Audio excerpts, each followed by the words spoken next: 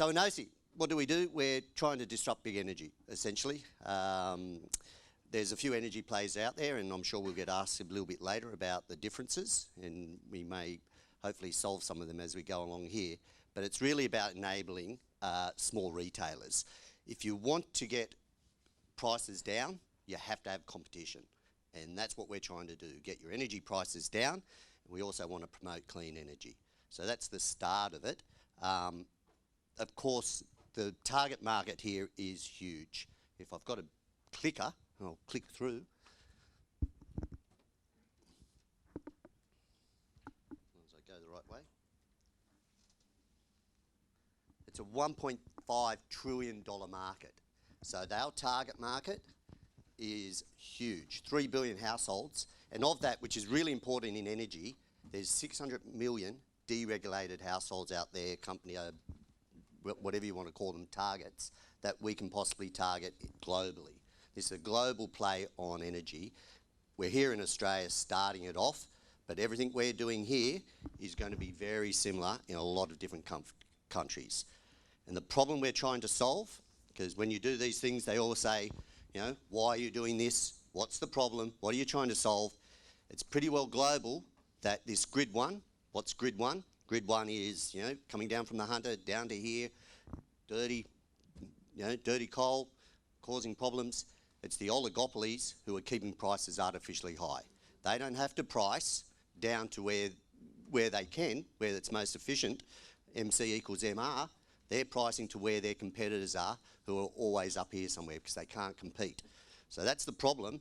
Where we want to get to is a solution where it's grid two, decentralised energy. You know, close to the source, cheaper green energy. You know, a lot of us got solar on our house and things like that. I've got a screen here actually. It's quite good. That's where you want to get to, grid two. But to get to grid two, we face a couple of issues.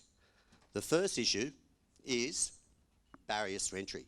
As we've been talking about, it's really hard to compete against these guys. They've been around for ages, and there's all sorts of regulatory concerns, all sorts of trading on the wholesale market concerns. So the solution we came up with Block 8 and Steve Hoy, who I'll talk about later, the CEO, why don't we segregate it out? You know, we've seen this done in AFSL licenses, we've seen this done in a few places, where you can actually segregate the customer-facing components of an energy retailer business and their regulatory and wholesale hedging requirements. That means if we can solve the next issue, which is bureaucratic and archaic processes and systems, all of a sudden we can have a lot more retailers out there offering you a better product, a lot better service, and a better price. And that's the solution to it is, of course, blockchain.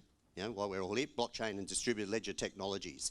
And they really do become the great enabler for this Grid 2.2 we're talking about. You know, cleaner, cheaper energy, and it's pretty straightforward. What we do with the Enosi platform, following on from that, is of course, full suite retail energy operating system. And that's where we differ from most of the competitors, who are what we do in calling apps. We just say they're building apps.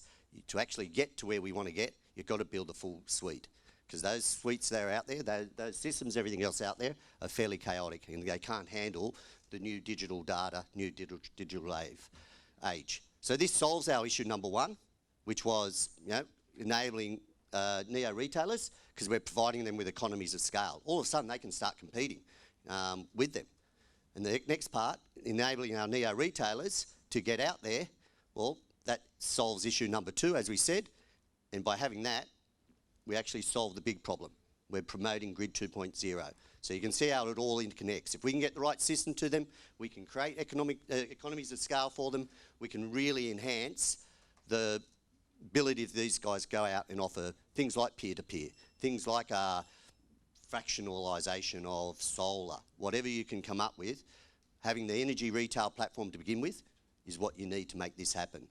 You can see an overview of the system. I don't want to get too much into this at the moment, but you can see the different communities that are involved and where we're going. Importantly for us, this overs and unders, which is an energy term, that's what we're separating out so that that can be netted across all our different neo retailers, and then they can go and hedge that. One of the retail wholesale person can go hedge that on the market. And that's probably the biggest killer of a lot of the smaller retailers who start up, because you get massive spikes in energy and things like that happening. The neo-retailers, who are we actually talking about? Communities. This could be, we're doing one in freshwater at the moment. We're starting our freshwater one. You know, live example of what's happening. Probably include a few other areas in there. Small businesses, tech companies, you know, innovative tech companies, or innovators and energy revolutionaries. You know, there's all sorts of stuff. And one of our partners, which we'll come to very quickly, is California Clean Energy Fund. They've got like 90 different innovators across 21 countries. And so they're helping us expand globally to a large extent. This is, so when we talk about the neo-retailers, I'll just go over what we're actually offering them. Greater buying power, lower costs, etc., peer-to-peer, their ability to offer a better service, which includes, you know, any of your carbon trading, any of your financing options, any of your fractionalisation of solar or anything other play that you've seen out there in energy before. You know, and how do we make all this happen? Well, probably what you more want to hear about is token and token economics and stuff like that. You know, just a straight ERC20 token. The token works as glue. Energy is a perfect use case of blockchain, DLT, and token economics and use of a token. Especially the way we've done this here, we think we've made it as simple as it could possibly be. You know, no two coins, no nothing like that. Just a simple access token to use this software and get the benefits of the network. It's a deposit. You get most of it back if you leave the system. And it's a stake in the platform because of the way we're doing it, naturally low velocity, which is important for your token economics. And it's a Class A regulatory capital. And that goes to that wholesale trading we were talking about, which we think is a real game winner for a lot of these retailers to agree to do it, so that they can go in and say, actually, I'm trusting this guy. Because when we look at the system here, you've got to have skin in the game for your smart contracts. No point having a smart contract if nobody's got anything to lose. You've actually got to have something there to be part of it. So that's it. And then when we come to token economics, and when we have a look at the ICO that we're probably about to launch before too long for pre-sale, the token's very simple. Stake, deposit, wholesale buffer. It's the amount, it's a fixed amount of your energy bill. Pretty straightforward. You don't pay it as a consumer. The neo-retailer stakes it into the system. You know, whether they charge you up front for it, whether they're putting the money up there or not, is somewhat secondary. The consumer's not changing any of their behaviour to a large extent, okay, which is important again when we start talking this whole digital, you know, currencies and things like that. How would people go? And for us, our economics is very simple. If we're doing, say, $1 billion worth of tokens, we've got, you know, 8 cents each. We can quickly work out that with 400,000 people using this system, 50% of our tokens are taken out of circulation. So can we get, the big question is, what's our strategy and can we get there? And this is putting the ICO market to one side, which is your FOMO, you're doing this and that, whatever else you do in that market, which of course we're going to do. You've got to do that to be part of the game here. That's all separate. So put that to one side. You can assume that's going to be done. We're working with Wolf Crypto, who have been absolutely brilliant, DCH, who are behind Phantom, and you know they had 150 odd million of demand for, you know, for their one there. So they know how to get these things out and how to create the right, you know, atmosphere for it to be sold. It's all about a global strategy. We're interested in real business. So that FOMO stuff we'll leave to the experts to put to one side. Yep, we'll do the roadshows. We'll do everything we need to do that. We'll make sure our token economics work. But 400K target in Australia, and when you see our partners and you can see that a neo-retailer, we only need a handful to get to that 400. It's a pretty small slice of the market. Importantly, California Clean Energy, I mentioned before, spearheading us into not just the US but other states. But the big one for us is what's called Steve Hoy, CCA.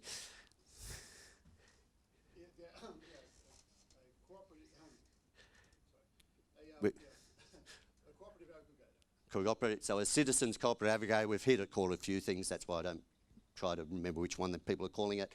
They're just community groups, massive community groups. They're whole counties, whole areas, which have won cases against the big utilities to be able to do what they've done. It's in 7 states now, and it's legal in 17, and it's going to become the norm for a lot more places. So we're trying to wave that, get on that wave, get on the back of that with a few people at the moment. the Enosi platform is absolutely perfect for it. So this is all part of the strategy that we'll open up a US office. Japan, very similar, largely deregulated. New retailers, they're all about 1 million customers each. So we don't need too many neo-retailers over there, when we say new retailers coming in, to really make it work. Good thing about Japan, they've already got the smart meters. They're one of the biggest uptakes of smart meters, which is what kind of makes a lot of this work. Europe, the same, similar. Just a few things about the people here. Steve Hoy, so we saw Trader Cobb talk about the people that he's had on in the markets and stuff like that. 35 years in energy. IBM for about the last 20 odd years, more or less, heading, guess what, energy, doing blockchain for about the last 3-4 years. He's worked with all the big companies. He knows exactly what they do and how they do it. He's building the platform. He's working with a group called, down the bottom there with Tim Bass, Block 8, probably Australia's leading blockchain experts, I would say. Got the energy expertise on them. They've been absolutely fantastic for us. So we think we've got the right mix of energy and blockchain. And then Stefan in the middle there, Solar Analytics, who one of the founders, and if you ever get a chance to talk to him, he just wants solar on every roof. He is willing to lose his business if other people go out and compete against him to do a better job at getting solar on every roof. Wonderful people. They're pure in their intent of everything they're trying to do. As we said, we've got Energy Locals then, so I just signed up for this freshwater one. I think I saved $50 a quarter to begin with. Got a fantastic deal off Energy Locals, and now I can go put solar on my roof and trade it within our community. We're doing that live trade as we speak. We're getting everything set up for that. And California Clean Energy, and of course we're chasing US partners, Japan. I think I'm in Japan on the 18th, seeing some retailers, seeing some other people. We're talking to the US, and we've got other things happening in Europe. So we're quite excited. It's starting to build really good. And I'll just finish up going over what it all is. Full suite, energy platform, commoditising energy, aggregation play. So VC is my background a little bit for the last probably 6-7 years. I'd call this a straight aggregation play. We're trying to get all these neo-retailers, put them all together, and then it becomes a distribution platform. Because once you get that many people on the platform, you can distribute through, and it's really good for the smaller retailers and stuff like that, because we're going to help them build annuity income. If you know anything about small business, having one-off income's nice, but you get annuity income, you can soon sell for 3-5 times, get together with a few other people and sell for 10 times. So that's the game plan as we go out and speak to people, and that's why we're getting good feedback from all those people. Global solution, Australia, US, Japan, Europe, we're out there, we're talking. We're hopefully going to come through with a few more alliances. Simple token economics, and of course clean energy, decentralised, open source. We're non-for-profit. Somebody asked us on the chat the other day, what's that mean, non-for-profit? That's no good. No, it's fantastic. Because when you've got for-profit and you're talking token economics, you either got money going off to the equity owners or you've got money going off to your token guys. So for us to survive going forward, we have all this money up front to build everything, which is brilliant. You know, we don't need too much money to go forward if we do this right. And so our margins and everything else we take become minimal. And that's why people like to join with this sort of organisation. So that's it. Steve Hoy, there. Was that 10 minutes? Yeah, maybe 12?